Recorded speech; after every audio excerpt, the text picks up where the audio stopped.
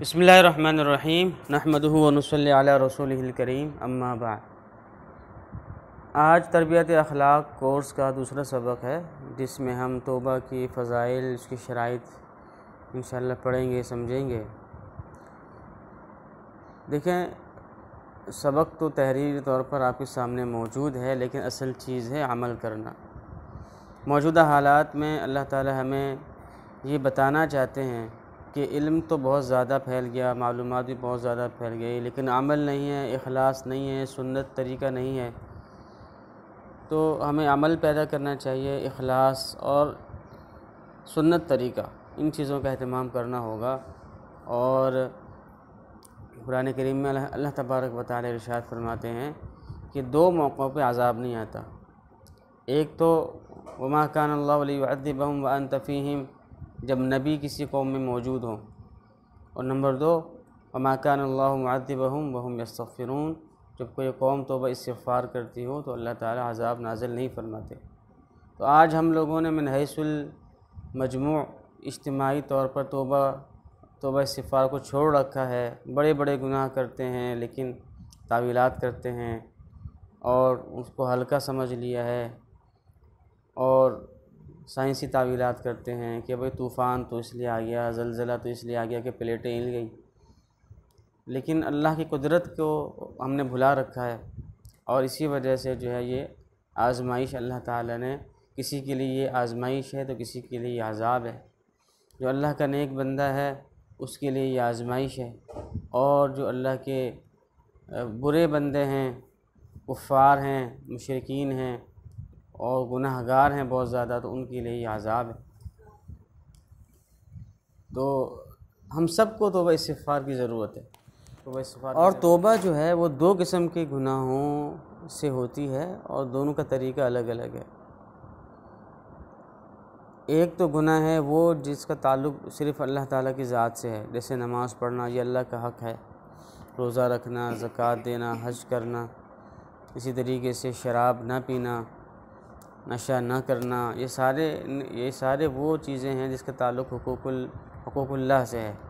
تو اس میں انسان کو تین کام کرنے ہوں گے۔ ایک کام تو یہ کہ وہ فوراً اس گناہ کو چھوڑ دے، یعنی بے نمازی ہے تو نمازی بن جائے، زکوٰۃ نہیں دے رہا ہے تو زکوٰۃ دینا شروع کر دے، پچھلے تمام سالوں کی جن سالوں کی زکوٰۃیں نہیں دی ہیں تو وہ زکوٰۃ دے، اور شراب پیتا ہے تو شراب پینا چھوڑ دے، نشہ کرتا ہے نشہ کرنا چھوڑ دے، اور دوسرا یہ کہ ندامت ہو اپنے ان گناہوں پر، اور تیسرا یہ کہ عزم کرے کہ میں آئندہ یہ گناہ نہیں کروں گا۔ جہاں تک حقوق العباد ہے، یعنی کہ وہ گناہ جن کا تعلق جو اللہ نے منع کیے ہیں، لیکن اس وجہ سے منع کیے ہیں کہ اس سے بندے کی حق تلفی ہوتی ہے، جیسے کہ رشوت ہے، سود خوری ہے، کسی پر ظلم کرنا ہے، کسی سے حسد کرنا ہے، کسی کی غیبت کرنا ہے، کسی کا پیسہ کھا لینا ہے، کام کروا کے پیسے نہ دینا، اجرت نہ دینا ہے۔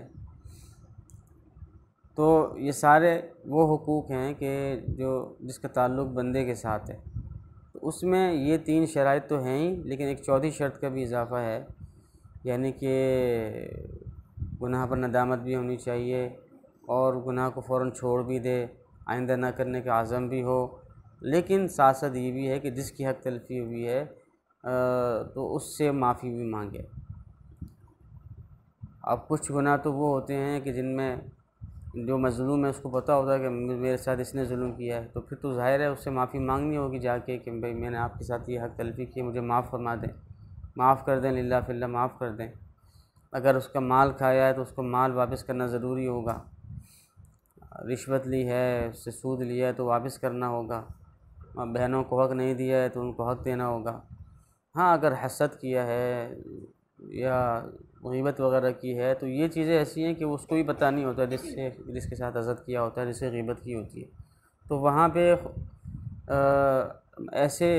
انداز میں ہے کہ اس کو پتہ نہ چلے، بس اتنی مبہم سی بات کہہ دے کہ میں نے اگر آپ کی کوئی حق تلفی کی ہو تو مجھے اللہ کے واسطے معاف فرما دے۔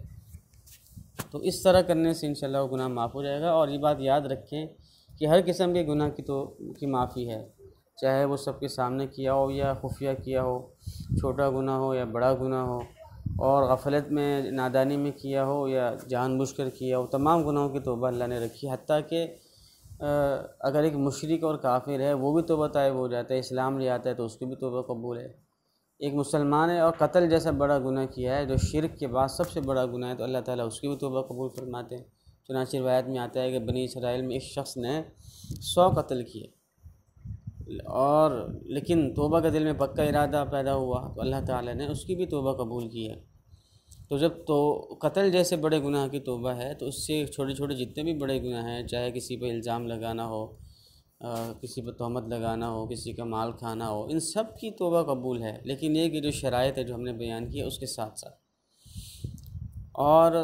اللہ تعالیٰ کے غصے کو ٹھنڈا کرنے کے لیے ایک بہت اہم چیز صدقہ، تو صدقہ بھی نکالنا چاہیے۔ صدقہ بھی گناہوں کا کفارہ ہے، بلاؤں کو مصیبتوں کو ٹالتا ہے، اللہ کے غصے کو ٹھنڈا کرتا ہے۔ آج کل کے حالات میں جیسے کہ بہت سے لوگ کرونا وائرس سے متاثرہ ہیں اور بے روزگار ہو گئے ہیں، اور کافی دنوں سے ان کو مزدوری اور دہاڑی نہیں ملی ہے، ایسے لوگوں کی بہت زیادہ امداد کریں، اپنے آس پڑوس میں دیکھیں، اور ایسے تنظیمیں اور ایسے ادارے جو مستند ہیں، علماء کرام کے ماتحت ہیں، اور آپ کو ان پر اعتماد بھی ہے تو ان کے ساتھ کچھ نہ کچھ حصہ ملا کر اپنے طور پر بھی کر سکتے ہیں۔ ہر آدمی اپنے طور پہ کر سکتا ہے۔ ہم نے اپنے ادارے میں، اس ادارے میں تقریباً 350 سے اوپر تو لوگوں کی امداد کر لی ہے۔ اب جیسے ہمارا ایک چھوٹا سا ادارہ ہے، آن لائن ادارہ ہے، اور ایک چھوٹا سا اسکول ہے، چھوٹا سا مدرسہ ہے، اس کے ذریعے سے جب ہم اتنے لوگوں کی امداد کر سکتے ہیں اللہ کی توفیق سے، تو آپ لوگوں میں سے بہت سے لوگ ایسے ہوں گے جن کو اللہ نے بہت کچھ دیا ہوگا، بہت بڑے بڑے ادارے ہوں گے، تو وہ اس سے زیادہ بڑے پیمانے پر بھی امداد کر سکتے ہیں، انفرادی طور پر بھی کر سکتے ہیں، مل کے بھی کر سکتے ہیں۔ تو دعا ہے کہ اللہ تبارک و تعالی ہمیں ان تمام باتوں پر عمل کرنے کی توفیق عطا فرمائے۔ وآخر دعوانا الحمد للہ رب العالمین۔